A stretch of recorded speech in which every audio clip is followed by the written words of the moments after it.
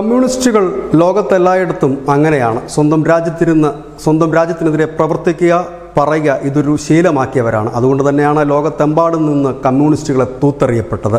ഇന്ത്യയിൽ പോലും ശക്തമായ വേരോട്ടമുണ്ടായിരുന്ന പല സംസ്ഥാനങ്ങളിൽ നിന്നും വട്ടപൂജ്യമാകുകയും കേരളത്തിൻ്റെ ഒരു മൂലക്കൊതുങ്ങുകയും ചെയ്ത ഒരു പ്രത്യയശാസ്ത്രമാണ് കമ്മ്യൂണിസം എന്ന് പറയേണ്ടി വരും. ഏതായാലും ഇപ്പോൾ അതിതീവ്ര ദേശീയ വികാരമുള്ള ഇസ്രയേലിലിരുന്ന് ഇസ്രയേലിനെതിരെ പറയുകയും ഹമാസിനെ വെള്ളപൂശുക മാത്രമല്ല ഹമാസിന് അനുകൂലമായ സിനിമ പ്രദർശിപ്പിക്കാൻ ഒരുങ്ങുകയും ചെയ്തതോടുകൂടിയാണ് ഇസ്രയേൽ കമ്മ്യൂണിസ്റ്റ് പാർട്ടി അഥവാ ICP എന്ന പാർട്ടിയെ ഇസ്രയേൽ പോലീസ് ക്ലിപ്പിട്ടു, സെക്രട്ടറിയെ പൊക്കി അകത്തിട്ടു, പാർട്ടി ഓഫീസ് പൂട്ടിയിരിക്കുന്നു. സെക്രട്ടറി റിം ഹസനെയാണ് കഴിഞ്ഞ ദിവസം ഇസ്രയേൽ പോലീസ് അറസ്റ്റ് ചെയ്തിരിക്കുന്നത്. പാർട്ടി ഓഫീസ് അടച്ചുപൂട്ടി സീൽ ചെയ്യുകയും ചെയ്തു.